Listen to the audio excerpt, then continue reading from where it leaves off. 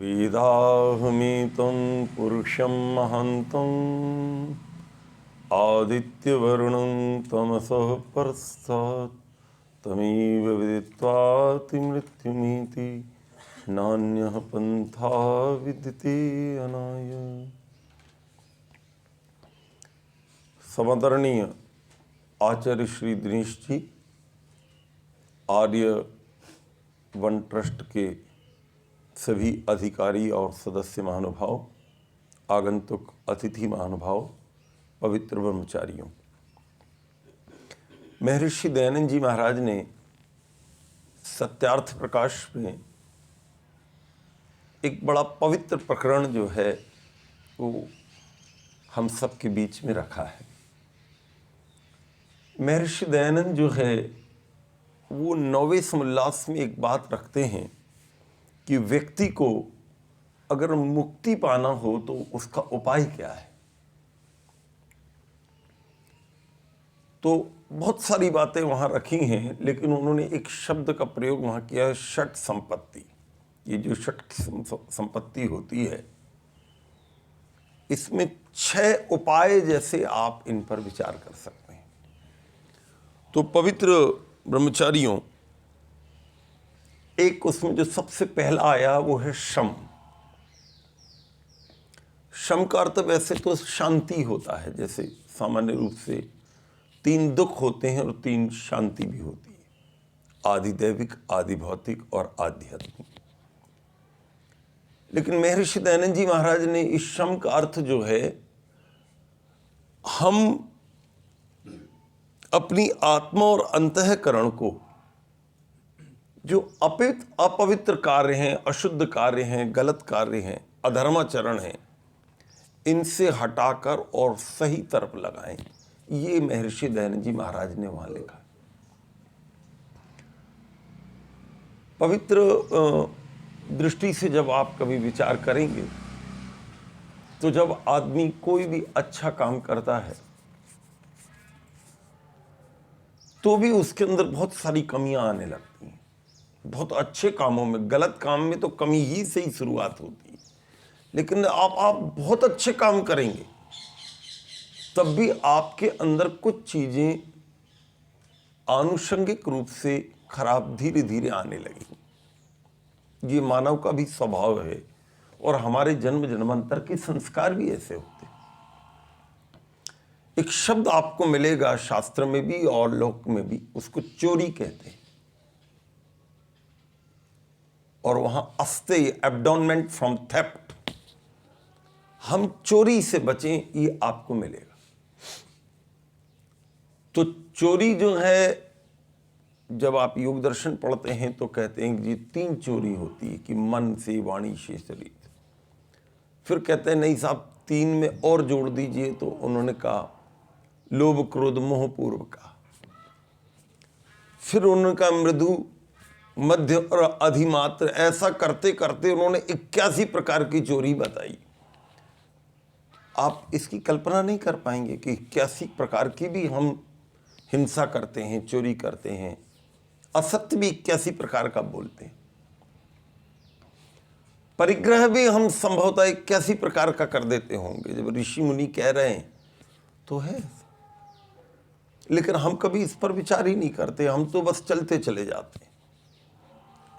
लेकिन एक और विचारक हुए, उनसे किसी ने पूछा कि जी चोरी कितने प्रकार की होती, तो उन्होंने कहा 7 प्रकार की चोरी। एक चोरी है कर की चोरी, जिसको अंग्रेजी में टैक्स अवॉइडेंस बोलते हैं। एक आदमी जितना कमाता है उसका कुछ प्रतिशत उसको, राज्य को, सरकार को, गवर्नमेंट को देना चाहिए। जब भरत जी जो हैं, उनको पता लगा कि पिताजी ने बुलाया है, तो वो अपने ननिहाल से चले, और वो जैसे ही आए तो केकई माँ उनको अपने कमरे में ले गई, अपने महल में ले गई, और उन्होंने दुनिया भर की बात उनको बताई कि देख बेटा, मैंने तेरे राज्याभिषेक की पूरी तैयारी कर दी, सब कुछ हो गया बेटा, और बस तेरे पिताजी चले गए। तो उन्होंने कहा कि जब पिताजी चले गए तो उन्होंने मुझे याद बहुत किया होगा। बोले नहीं तेरे को नहीं, वो तो राम को याद कर रहे। कहने लगे राम को याद कर रहे थे? तो क्या भैया वहां नहीं थे? याद तो उसको किया जाता है जो दूर होता है। तो उन्होंने कहा नहीं, वो तो 14 साल के लिए वनवास चले गए। बोले वनवास 14 साल का? अरे वनवास तो उसको दिया जाता है जिसने राजद्रोह का काम किया। तो फिर पूरी बात उनको बतानी पड़ी। तो वो बहुत दुखी हो गए। वो दुखी होकर अत्यंत कष्ट में उन्होंने कहा मैं आज के बाद आपसे संपर्क तोड़ता हूं। आपने मुझे कलंकित कर दिया। मैं क्या मुंह दिखाऊंगा पूरी सोसाइटी, समाज को, देश को कि ये भरत कितना खराब आदमी है। और वहां से वो चले और कौशल्या माता जी के महल में पहुंचे। वो तो कौशल्या ने एक वाक्य बोला, तो कहा बेटा बड़े अच्छे आ गए, मुझे भी तुम जंगल भेज दो और मैं भी अपने राम के पास चली जाऊं, तुम अयोध्या का राज्य अच्छे से संभाल ले। तो उनको बड़ी तकलीफ हुई जब ये बात। उन्होंने बोले माँ मैं तो तुम्हारे आंचल में अपना मुंह छिपाने आया था और तुमने भी इतनी बड़ी बात बोल दी। इसका मतलब आपको भी ये लगता है कि मेरे कारण राम वनवास गए?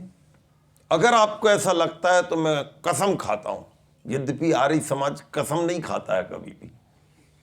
ऐसा कहते हैं ना, आर्य समाजी को कसम खाने की क्या जरूरत है, वो तो जो बोल रहा है वो सत्य ही बोल रहा है।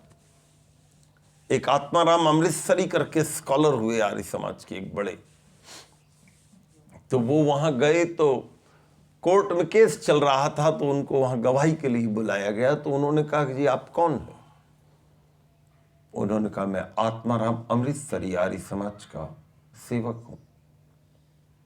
तो उन्होंने कहा आपको शपथ लेने की कोई जरूरत नहीं, आर्य समाजी कभी झूठ बोलता ही नहीं, इसलिए आप जो बोलेंगे ये अदालत उसको सत्य ही मानेगी। कसम वो खाता है जिसके झूठ बोलने की संभावना। तो इसलिए कसम का कोई कालम आर्य समाज में, वैदिक धर्म में नहीं है। लेकिन फिर भी वाल्मीकि ने इसको बड़े सुंदर शब्दों में प्रस्तुत किया। And if you want to use a particular app for music, just ask me to change your default music provider. पवित्र सज्जनों, आप आश्चर्य करेंगे, वहां उन्होंने जो कसम खाई है, वो कसम तो मैं आपको नहीं बता पाऊंगा, लगभग 45 कसम के आसपास है। बहुत मार्मिक कस्में हैं, 2-4 बता देता हूं आप। मतलब वो एक पैरामीटर है जीवन को जीने के लिए। उन्होंने एक कसम खाई कि मां, जो राजा अपनी प्रजा का संतानवत पालन नहीं करता, उसको जो पाप लगता है वो पाप मुझे लग जाए यदि मेरे कारण राम वनवास गए। और जो विद्या को पढ़कर भुला देता है, ऐसे ब्राह्मण को, ऐसे स्नातक को, ऐसे ब्रह्मचारी को जो पाप लगता है, वो पाप मुझे लग जाए यदि मेरे कारण राम वनवास गए। गाय की तरफ पैर करने वाले व्यक्ति को जो पाप लगता है, वो पाप मुझे लग जाए यदि मेरे कारण राम वनवास गए। सूर्य की ओर चेहरा करके और मूत्र त्याग करने वाले व्यक्ति को जो पाप लगता है, वो पाप मुझे लग जाए यदि मेरे कारण राम वनवास गए हो।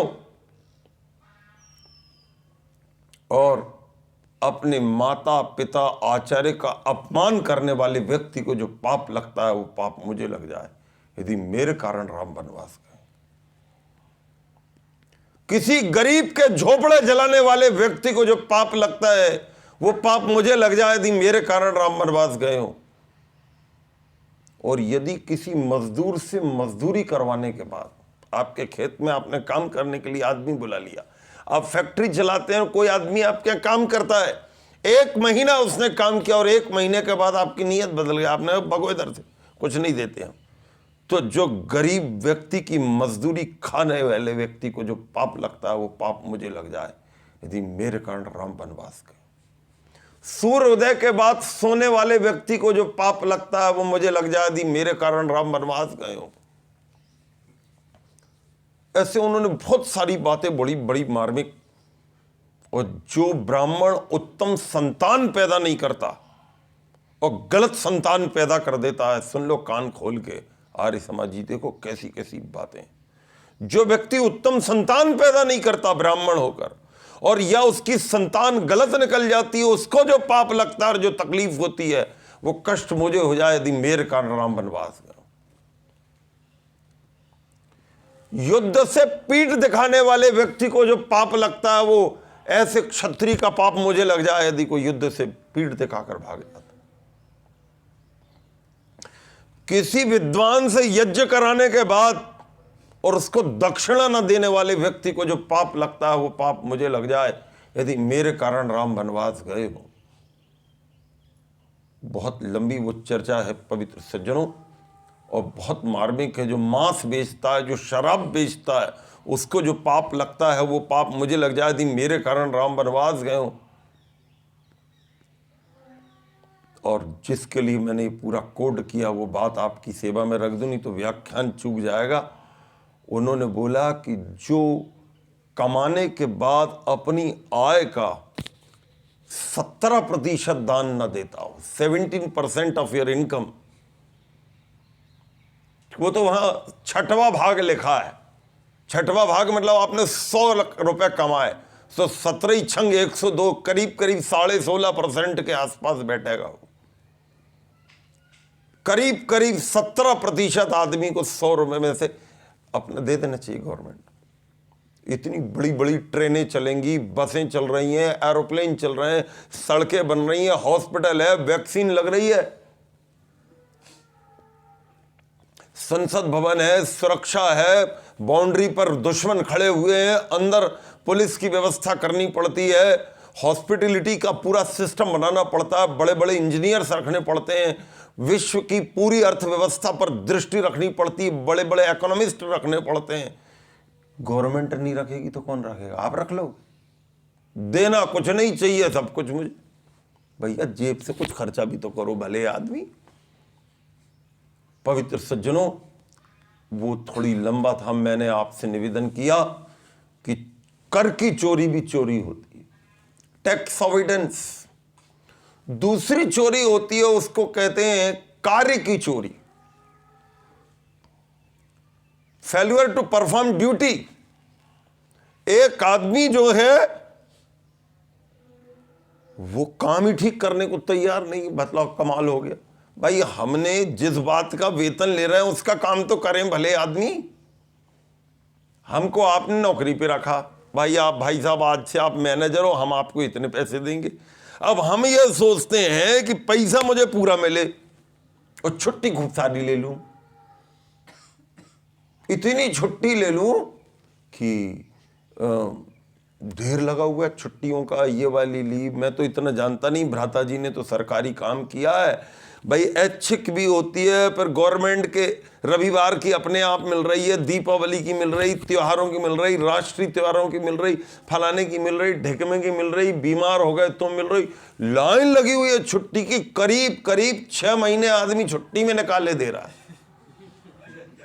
शिक्षक जो है वो 6 महीने तो छुट्टी में है, और 6 महीने भी जो बचे हैं उनमें भी ईमानदारी से काम करने को तैयार।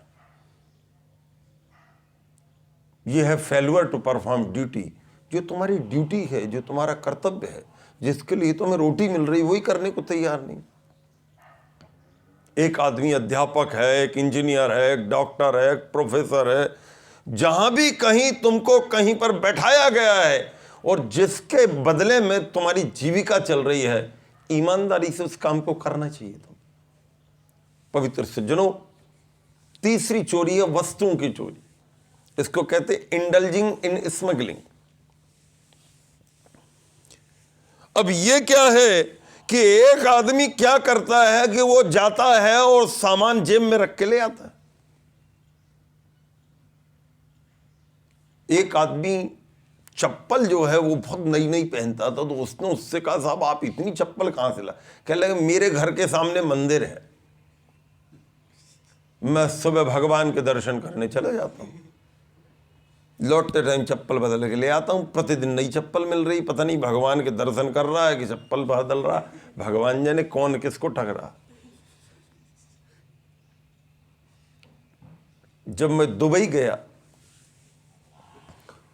तो दुबई के बारे में मैंने जो पत्र लिखा, भ्राता जी ने पढ़ा, वो आप लोग भी इंटरनेट पे कभी पढ़ लेना, जो जिनको बहुत शौक है कि विदेशों में कैसे काम किया जाता आर्य समाज। बहुत साल हो गए, तो मैंने वहां के जिस जिस देश में मैं जाता हूं वहां के बारे में पता लगाता हूं यहाँ है क्या। तो उसका मैंने पूरा वर्णन लिखा अलग अलग देशों का, जिस जिस देश में मैं गया।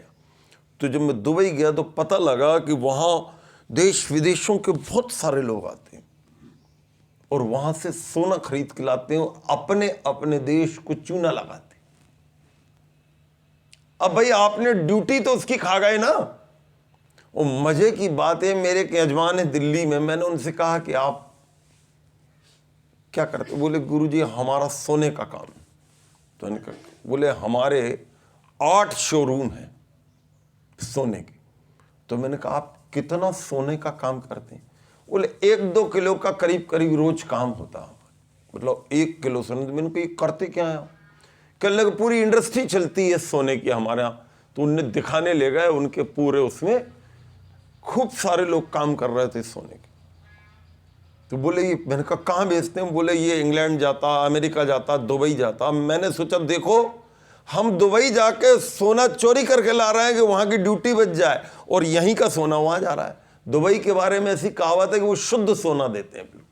तो भले आदमी गया तो यहीं से ही, लेकिन हमें अपने आदमी पे विश्वास नहीं, दुबई पे पूरा विश्वास। हजारों लोग जाते हैं अपने देश को चूना लगाते हैं। और एक व्यक्ति ने एक संस्था चलाई विदेश में कि कोई भी मरेगा हम उसकी डेड बॉडी को इंडिया भेजेंगे। हजारों लाखों आदमी विदेशों में रहता है, तो अब जब वो मरेगा तो उसकी डेड बॉडी भारत लानी पड़ेगी। यहाँ कोई चाहे भतीजा है, कोई बेटा, कोई है, यहाँ रिश्तेदार भारत में ज्यादा रहते हैं सबके।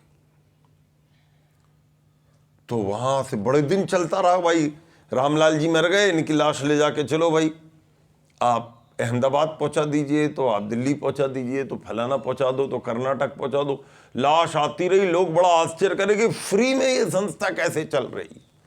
पता नहीं कैसे जांच की तो वो जो आदमी की लाश आती थी उसको बीच से फाड़ देते थे और उसके अंदर स्मगलिंग होती थी। कोई सोना ला रहा है, कोई इसमें हेरोइन ला रहा है, कोई नशीले पदार्थ ला रहा। बरसों तक वो लाश के ऊपर भी व्यापार करके रखा। मैं आपसे निवेदन कर रहा था, एक कर की चोरी होती है, एक काम की चोरी होती है, एक वस्तुओं की चोरी। आदमी वस्तुओं को भी छोड़ने को तैयार नहीं है। और एक होती प्रतिज्ञा की चोरी, रिनेजिंग ऑन ओथ, जिसको अंग्रेजी में आप पवित्र सज्जनों परजरी भी कहते हैं। एक आदमी प्रतिज्ञा लेता है, मैं आज से डॉक्टर बन रहा हूं और यह संकल्प लेता हूं किसी भी परिस्थिति में इसका दुरुपयोग नहीं करूंगा इस डिग्री का। जिस दिन डॉक्टर बना उसी दिन से दुरुपयोग चालू हो गया। ऐसा भी नहीं 2-4 दिन रुक जाए। जिस दिन से इंजीनियर बना उसी दिन से बेईमानी शुरू कर दी।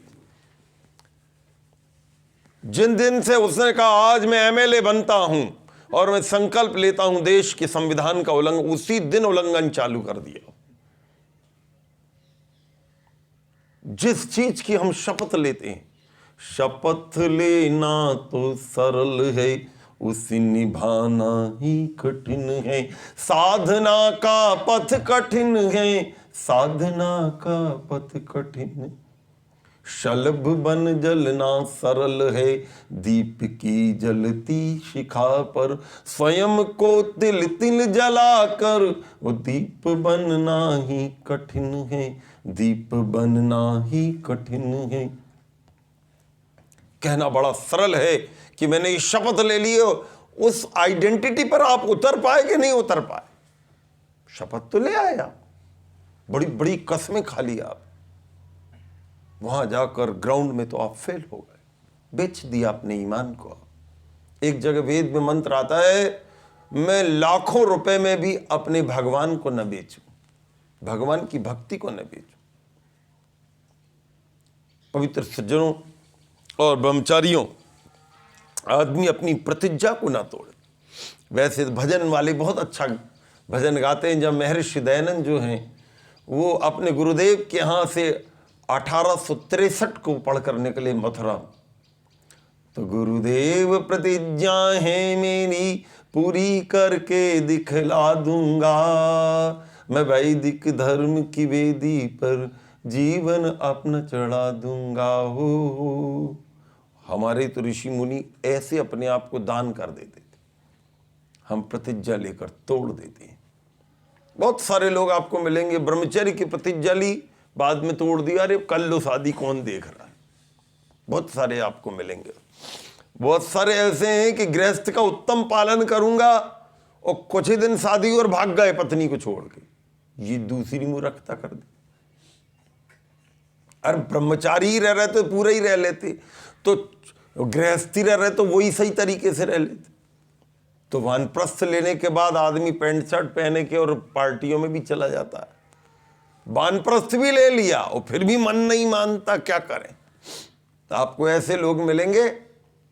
मेरे की यजमान थे, खत्म हो गए, वहां रहते थे कटनी में। उनका एक बेटा अमेरिका में और एक बेटा यहाँ, दोनों की साबुन की फैक्ट्री यहाँ, और वो अमेरिका में उनकी ससुराल थी तो बड़ा वाला वहाँ और छोटा वाला यहाँ।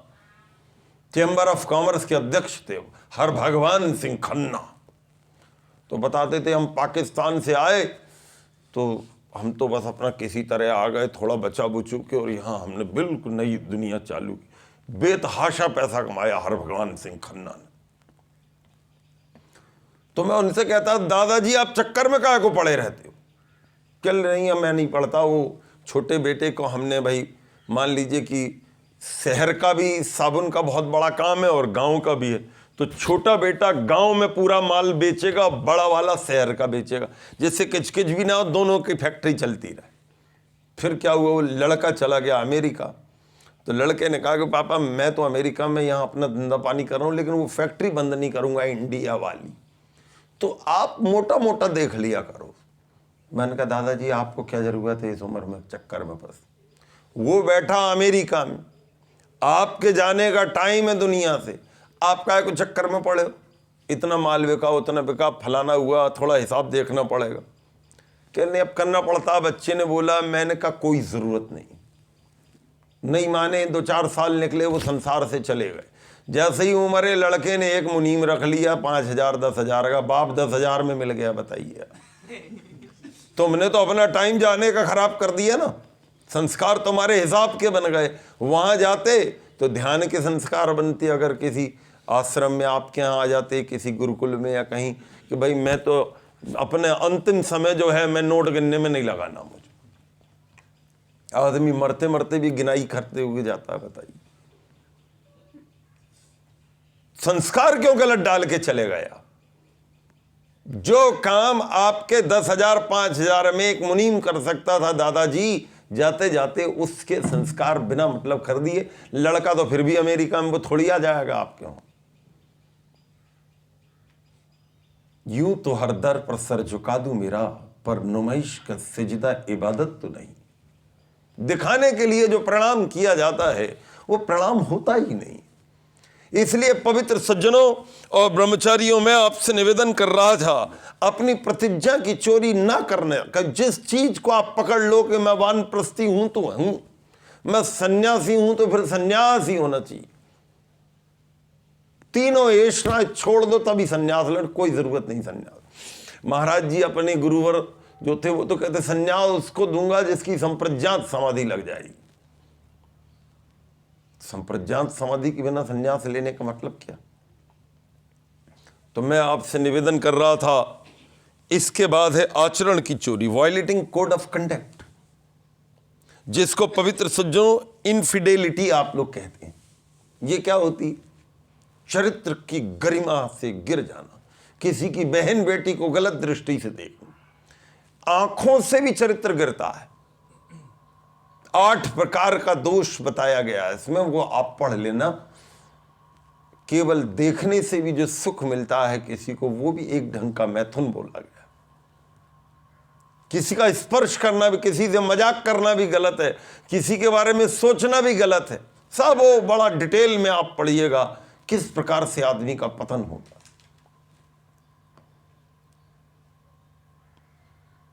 पवित्र सज्जनों और ब्रह्मचारियों, आदमी को अपना आचरण बहुत अच्छा बना के रखना चाहिए। हम लोगों से गलती यह होती है कि हमारा आचरण धीरे धीरे गिरता चला जाता है और हमें इस बात का पता भी नहीं लगता। मर्यादा पुरुषोत्तम राम जो है, उनके चरित्र का उदात्त भाव जो है, शूर्पणखा आई तुम सम पुरुष न मुँह सम नारी, तुम्हारे जैसा कोई सुंदर व्यक्ति नहीं, मेरे जैसी कोई स्त्री नहीं। एक भी शब्द उन्होंने नहीं बोला, उधर इशारा कर दिया। लक्ष्मण के गए तो लक्ष्मण ने भी ऐसे ही बोल दिया, कहने लगे मैं तो उनका सेवक हूं, माता जी आप जानो वो जाने। वो फिर रामचंद्र जी के पास चले, बोले उधर उधर। उसने कहा अच्छी मेरी रेल बना के रखे। दोनों का पता नहीं कैसा चरित्र। तो वो जैसे ही गड़बड़ करने लगे तो कुछ लोगों का कहना उसकी नाक ही काट दी, नाक कान काट दिए। कुछ का कहना है कि उसकी गरिमा उसको मना कर दिया, तो नाक काटने जैसा हो। कितना ऊंचा चरित्र हो। आप कभी उदयपुर जरूर जाइएगा। अभी तो 26-27 तारीख को बहुत बड़ा प्रोग्राम वो लोग कर रहे हैं। तो जब मैं उदयपुर गया उपदेश के लिए, तो मैंने कहा देखने के लिए क्या है, किसी भी देश विदेश में जाओ तो देख के तो आओ क्या क्या बना। तो पता लगा यहां पर बहुत सुंदर वो बनाया हुआ प्रताप मेमोरियल, महाराणा प्रताप की भूमि है वो।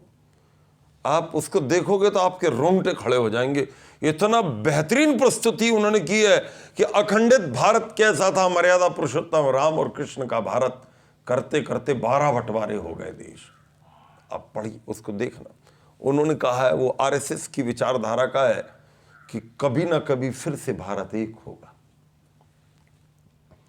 तो वहां पर वो महाराणा प्रताप के बारे में बताते बताते उन्होंने बताया कि एक दुश्मन की स्त्री को जो है वो ले आए, तो बोले ये आपकी सेवा में। बोले गलत बात है, ये मेरी बेटी है और जितना सम्मान राणा प्रताप की बेटी को देना चाहिए वो सम्मान इनको दिया जाए और वापस उनके खेमे में पहुंचा दिया जाए। वो वहां गई, बोले वो प्रताप तो जीत गए। जीत गए? ऐसी कैसी बात कर रही हो तुम? कहने लगे तुम कल्पना कर सकते हो कोई हिंदुओं की बेटी तुम्हारे यहाँ आती पवित्र रह जाती? उस व्यक्ति के चरित्र का ऊंचापन देखो कि जब उसके सैनिक मुझे उनके सामने ले गए तो उसने हाथ जोड़कर कहा बेटी तुम्हें कोई कष्ट नहीं होगा, तुम अपने भाई के यहाँ आई। तो इस बात पर तो वो युद्ध में कोई जीते हारे वो अलग बात है, लेकिन ध्यान रखो मुस्लिमों, राणा प्रताप अपने चरित्र पे तो तुम थे जीत ही चुके। ये हमारे चरित्र का वो पक्ष है जिसके बारे में पूरे विश्व में हम लोग गुंजायमान होते थे। हमारी गाथाएं गाई जाती थी। ये वायलेटिंग कोड ऑफ कंडक्ट, ये भी एक प्रकार की चोरी है हमारे जीवन का। जब आचरण गिरता है तो हमारा सब कुछ गिर जाता है। इसके बाद पवित्र सज्जनों, आप आश्चर्य करेंगे कि यश की चोरी भी होती है। ये यश की चोरी क्या होती है? स्टीलिंग समवन एल्सेस क्रेडिट, जिसको अंग्रेजी में आप प्लेजरिज्म कहते हैं। ये क्या होती? काम कोई और करता है, माला कोई और पहन लेता है। नेताओं में ये बहुत चलता है, आध्यात्मिक लोगों में पसीना किसी और ने बहाया, जब माला का टाइम आया वो बाहर निकल के आ गया, बोले जी मैंने किया पूरा। आप जब टीवी की डिबेट सुनेंगे और ये अभी यूपी का चुनाव हुआ तो वो बोले कि हमने पुल बनाया, बोले नहीं इन्होंने बनाया, बोले ऐसा है हमने ही तो ये किया वो किया पता नहीं किसने, और कौन कौन उसकी क्रेडिट लेने को तैयार बैठा हुआ। पवित्र सज्जनों, ये यश की भी चोरी आदमी बहुत खतरनाक तरीके से करता है। और आखिरी है जिसको आत्मसम्मान की चोरी कहते हैं, अंग्रेजी में इसको कहते हैं लॉस ऑफ सेल्फ रिस्पेक्ट। आदमी अपनी गरिमा ही को गिरा देता है, हर किसी की लिल्लो चप्पो करना शुरू कर देता है। आप लोग दुनिया में काम करोगे, ध्यान रखना। कलकत्ता में मैं अभी भी गया, यद्यपि ये बात उस मित्र ने मुझे बहुत साल पहले कही थी जब मैं पहले कलकत्ता गया। अभी वो फिर मिले, मैंने कहा भ्राता जी आपकी ये बात मुझे बड़ी पसंद है। वो एक पुरोहित है, बिल्कुल सीधा सा है बेचारा सा, बिहार तरफ का है, मेरे से तो उम्र में कम है वो। तो वो मुझे कहने लगे कि भ्राता जी कुछ लोग बहुत ही खराब होते हैं। मैंने कहा क्यों? कहने लगे पुरोहित हैं, आचार्य हैं, गुरुकुल चला रहे हैं, विद्वान हैं, अच्छे पद पर हैं या सन्यासी भी हैं, वानप्रस्थी। भाई तुम तो बड़ी पोस्ट पर हो, किसी पैसे वाले की लल्लो चप्पो करने की क्या जरूरत है? भाई साहब ये क्या है? अरे आपको देख के तो मुझे माता जी की याद आ गई। उसकी पत्नी से तुम्हारी माता जी का क्या मतलब? आपको देख के तो मुझे ऐसा लगता है आप मेरे पिताजी हो, काहे के लिए झूठ बोल रहे हो बिना ही मतलब झूठ बोल। ये इतनी मैंने पौराणिकों में भी देखा, आर्य समाजियों में देखा, बड़े बड़े मतलब बड़े आदमी को देखा औंधे ही हुए जा रहा है बिना मतलब। तो कल उसने इतनी गंभीर बात बोली मुझे, मैं जिंदगी भर नहीं भूल सकता। बोले भ्राता जी, ये लोग जो ये इस प्रकार करते हैं, ये लोग पिछले जन्म में शूद्र थे। मैंने कहा अच्छा फिर? तो कह रहा है इस जन्म में बाई चांस से विद्वान बन गए या ब्राह्मण का जन्म ले लिया है। पढ़ लिख के विद्या तो आ गई, लेकिन वो लल्लो चप्पो के पिछले जन्म के संस्कार थोड़ी जाएंगे। जिसको देखा 24 घंटे वही बोले, जिसकी लल्लो चप्पो करते उसकी नजर में भी रहता है यार क्या है ये, विद्वान है, आचार्य है, सन्यासी है, वानप्रस्थी है, या लल्लो चप्पो करने वाला शूद्र है। ये मैंने कहा बड़ी गंभीर बात बोली। यद्यपि इसको थोड़े अच्छे शब्दों में ज्वलंत कुमार शास्त्री, उनका एक प्रवचन मुझे बड़ा पसंद आया। जो शिक्षक आजकल स्कूल कॉलेजों में पढ़ाते हैं, इनकी यूनियन हो गई। एक वो लोग हैं जो केवल पढ़ने पढ़ाने का काम करते हैं, वो शुद्ध ब्राह्मण। एक वो लोग हैं जो राजनीति करते हैं, शिक्षक कांग्रेस के अध्यक्ष हैं, शिक्षक में भी कांग्रेस बना के रखी हो, उसमें भी बीजेपी के भी हो गया, उसमें कम्युनिस्ट भी हो गया। अब वो पढ़ाना बढ़ाना गया चूल्हे में, उसका काम क्या है? उसका काम है राजनीति करना। डीओ ने क्या किया, फलाने ने क्या किया, फलाने ने क्या किया, दिन भर राजनीति कर रहा है, वहां मीटिंग हो रही है। और पढ़ाना, वो बच्चे बेचारे क्लास में बैठे हैं, वो बस केवल दस्तखत करके आ जाता। वो नेता तो कोई बोलने की ताकत नहीं, जिसने बोला उसके विरोध में हड़ताल। इतने खराब लोग। ये क्या है? ये क्षत्रिय हैं। तीसरे वैश्य हैं, उन्होंने बड़े बड़े कोचिंग इंस्टीट्यूट खड़े करके रखे हैं, टीचर। लेकिन क्या है उनका जी मेरे यहाँ 800 बच्चे पढ़ते हैं, एक से कितने लेते हैं? बोले 12,000 रुपये। 12 अट्ठे 96। अब बताइए आप, 1-1 करोड़ रुपए उसको मिल रहा है जो पूरे जीवन में आदमी नहीं कमा रहे, अब एक ही साल में कमा क्या लगो। 8-8 हजार बच्चे पढ़ रहे हैं, एक एक बच्चे से 12-12, 15-15 हजार रुपए अगर आपने लिए, आप कल्पना तो कीजिए, 15 अट्ठे 12 करोड़ रुपए आ गया, उसमें से 5 करोड़ खर्चा भी कर दो, 8-8, 10-10, 12-12 करोड़ रुपया एक एक टीचर कमा रहा है। बताइए कोई बड़े से बड़ा इंडस्ट्रियलिस्ट नहीं कमा पा रहा है। ये क्या है? ये शिक्षक होकर भी वैश्य हैं। पहला वो है जो केवल पढ़ने पढ़ाने में लगा है, वो ओरिजिनल ब्राह्मण है। दूसरा वो है जो राजनीति कर रहा है, फलाने कांग्रेस का अध्यक्ष हूं मैं, टीचर होकर भी वो नेताओं से मिल रहा, फलाना कर रहा है, गवर्नमेंट पे दबाव बना रहा है। वो ब्राह्मण होकर भी क्षत्रिय बना हुआ है, पढ़ाई तो वही की लेकिन करना ही है। तीसरा वो है जो वैश्य, सीधा नोट गिन रहा, उसको कोई मतलब नहीं बच्चे पढ़े नहीं पढ़े, उन्होंने इतना पैसा कमाया, बच्चे सोना खा रहे हैं, उससे खाते भी नहीं बन रहे हैं, इतना पैसा हो, बेशकीमती गाड़ियों में घूम रहे हैं, बड़े बड़े कोचिंग इंस्टीट्यूट हैं, और पूरा की पूरा इंफ्रास्ट्रक्चर प्रभावित कर रहे हैं एक एक शहर का। कोटा चले जाइए आप, इंदौर चले जाइए, दिल्ली चले जाइए, पूरा की पूरा मैकेनिज्म ऐसा सेट करके रखा है उन्होंने, अनाप शनाप इनकी इनकम हो गई। चौथा वो शूद्र जिसकी मैंने चर्चा की आपसे, जो दिखा है अरे मैं तो आपका ही हूं, मैं कहाँ जाऊंगा, आपको छोड़ के कहाँ जाऊंगा। अरे यार तू टीचर है कि फटीचर है? होना था टीचर, तो बोले ये टीचर क्या होता? बोले जो ज्यादा चाय पीता टीचर, उसका नाम है टीचर। होना क्या चाहिए? बोले होना चाहिए कुटीचर, जो कुटिया में रहता है उसको कहते हैं कुटीचर, ये हो गया टीचर। दिन भर चाय पीना, पेट का फुटबॉल बनाओ। तो मैं आपसे निवेदन कर रहा था कि चोरी अनेक प्रकार की होती है, और इस प्रकार की जब पूरी चोरियों से बचो तो फिर पहला वाला है शम। सब लोग बोलिए शम। ये मुक्ति का पहला साधन है। पवित्र सज्जनों, मैं आपसे चर्चा तो कई अनेक प्रकार की आ गई। वो जनरली आइडियल प्रवचन 40 मिनट से ज़्यादा का होता है, लेकिन अब वो एक बार, क्योंकि वो जो लोग वक्ता होते हैं उनको बात में से बात निकलती चली जाती है, तो वो कई बार लंबा चला जाता है।